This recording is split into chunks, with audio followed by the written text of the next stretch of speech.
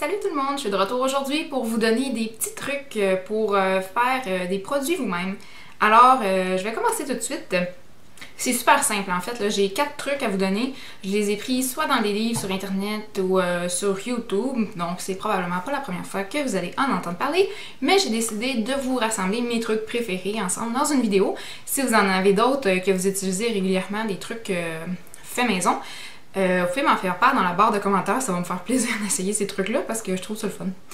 Donc, mon premier truc concerne le mascara. Donc, comme je vous en ai parlé dans une de mes dernières vidéos, pour rallonger mon mascara, en fait, avant qu'il pue, là, parce que ça me tente pas de faire une infection aux yeux, mais quand il commence à se dessécher un peu, je vais simplement rajouter des gouttes pour les yeux dedans. Donc, ceux-là, c'est des gouttes pour les yeux originales là, de la marque de chez Walmart, là, donc la marque Equate.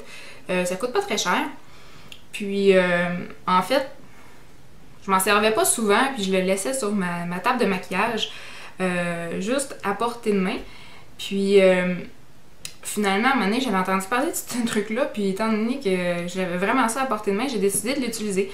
Parce que, en ce moment, le mascara que j'utilise, qui est dans mon projet Ten Pan, comme vous le savez, c'est le Lash Blast de CoverGirl. Puis, en fait, comme c'est le 3e, je pense, que j'achète, il commençait à se dessécher un peu. Donc, pour le faire durer plus longtemps, dans le fond, pour être vraiment capable de le terminer pour de vrai avant de l'acheter, j'ai décidé d'acheter des gouttes pour les yeux. Donc, ce que j'avais vu sur internet, c'est que les gens conseillaient de mettre 2-3 gouttes, mais ce mascara-là, de nature, même quand il est neuf, il a plutôt une texture qui est sèche, il est pas du tout liquide, là. Donc, quand il commence à sécher, c'est sûr que là, il devient super sec. Donc, ce que je fais, c'est que je vais juste aller mettre plusieurs gouttes, en fait, là, je les ai jamais comptées, là, mais peut-être entre 5 et 10. J'ai commencé avec 3-4 gouttes, juste pour voir ce que ça faisait. Puis, ça a un petit peu changé la texture, là, ça l'a ramolli, mais pas tant que ça. Donc là, je me suis dit, la merde, je suis sur le bord de le jeter. Donc, on va y aller généreusement. Donc, j'ai vraiment pesé fort. Il y en a pas mal qui est rentré dedans.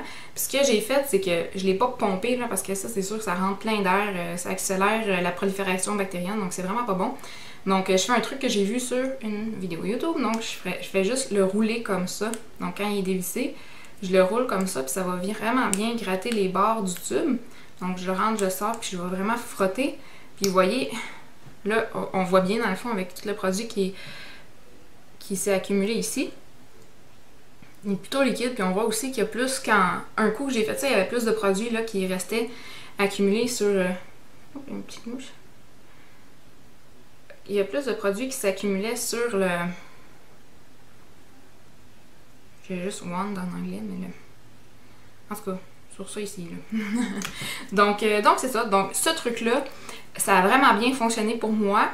Pour ce tube-là en particulier, je sais pas avec les autres marques ce que ça ferait, mais je vous conseille de l'essayer. Donc, premier truc. Deuxième truc, c'est quelque chose que vous avez peut-être vu dans une de mes récentes vidéos.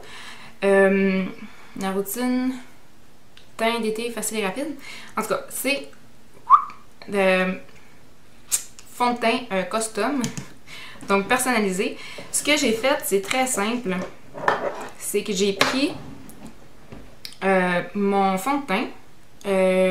J'avais acheté le Color Stay pour avoir une bonne opacité pour couvrir mes imperfections sur les joues, dis-je bien.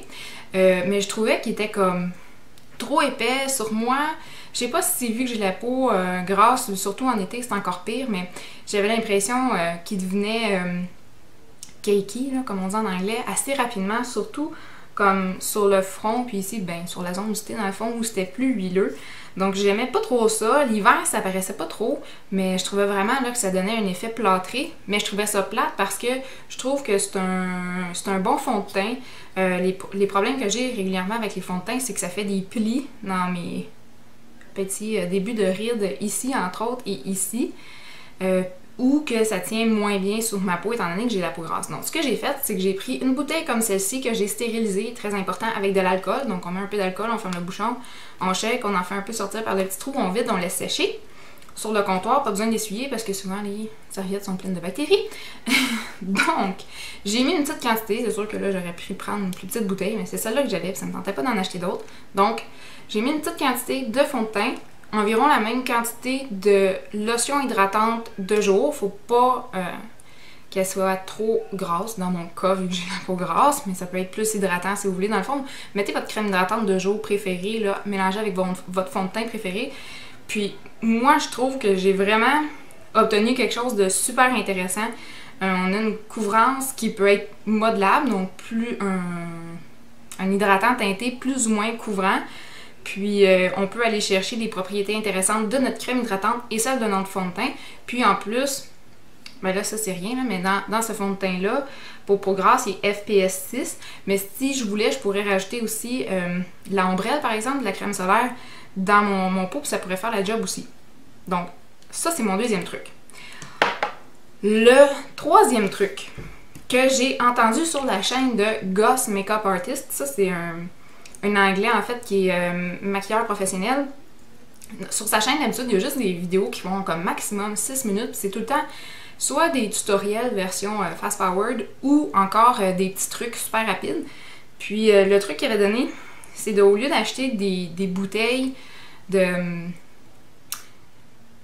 sanitizer, de désinfectant dans le fond pour le maquillage, lui ce qu'il fait c'est qu'il prend une bouteille comme celle-ci, format voyage vendu vide, puis il va juste mettre de l'alcool à friction dedans, puis avec l'embout comme ça ici, là, spray, ce qu'il va faire, je vais vous montrer, c'est qu'il va prendre une palette de maquillage, par exemple, pour ses ombres à paupières ou tout produit qui est dur, en fait, puis il va juste venir mettre de l'alcool, donc sprayer par-dessus sa palette pour désinfecter. Donc, lui, c'est sûr que vu qu'il est maquilleur, il utilise ses ombres à paupières, par exemple, sur plusieurs personnes. Donc, c'est bien important de venir désinfecter entre chaque usage. En plus, l'avantage de l'alcool, comme il disait sur sa propre vidéo, c'est que ça sèche super vite. Une autre fonction qui peut être utilisée aussi avec ça, c'est de venir l'appliquer sur vos pinceaux entre les usages, surtout si vous avez des problèmes cutanés comme des boutons par exemple. Ça va vraiment neutraliser les bactéries, puis vous allez pouvoir utiliser par exemple vos pinceaux pendant la semaine au complet avant de les renettoyer.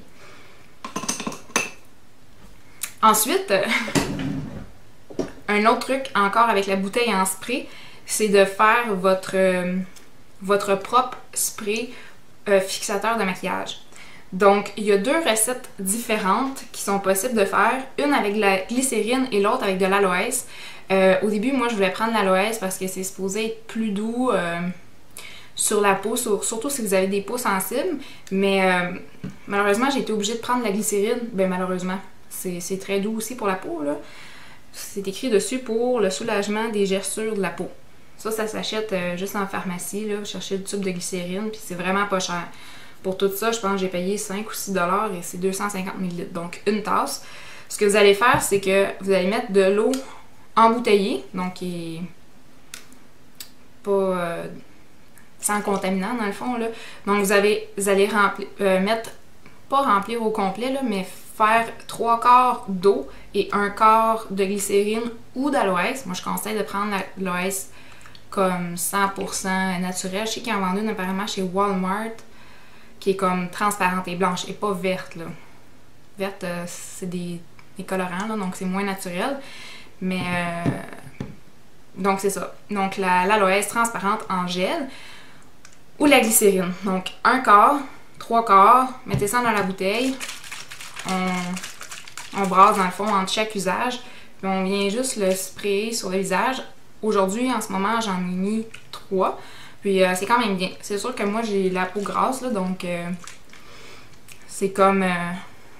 on va voir si ça fait tant que ça une différence au fil des semaines, mais jusqu'à maintenant, quand j'ai utilisé ça, j'avais pas d'effet négatif. Donc, à essayer si vous aimez les sprays fixateurs de maquillage. Moi, non. J'en utilise pas vraiment, là, mais si vous aimez ça puis vous voulez avoir une option super cheap, 5 $ plus une bouteille d'eau plus ça revient vraiment pas cher, là. Puis vous en avez vraiment pour une éternité, là. J'ai utilisé une fois, puis est ici la bouteille, là. Donc voilà, ça fait le tour de mes 4 petits trucs de maquillage custom, donc sur mesure. J'espère que vous avez aimé ça. Si ça vous tente d'essayer, allez-y fort, puis vous me donnerez vos commentaires, vos hits ou miss, en fait, si vous avez aimé ou pas et pourquoi. Si vous avez des demandes pour des vidéos spéciales, faites-moi le savoir. Ça va me faire plaisir de vous lire, de vous répondre et éventuellement de faire une vidéo sur ce que vous me demandez. Si je suis capable de répondre à vos demandes. Alors, n'hésitez pas à donner thumbs up si vous avez aimé mes vidéos et vous abonner pour pas manquer les prochaines. Alors, je vous dis, passez une super belle journée puis on se revoit bientôt. Salut!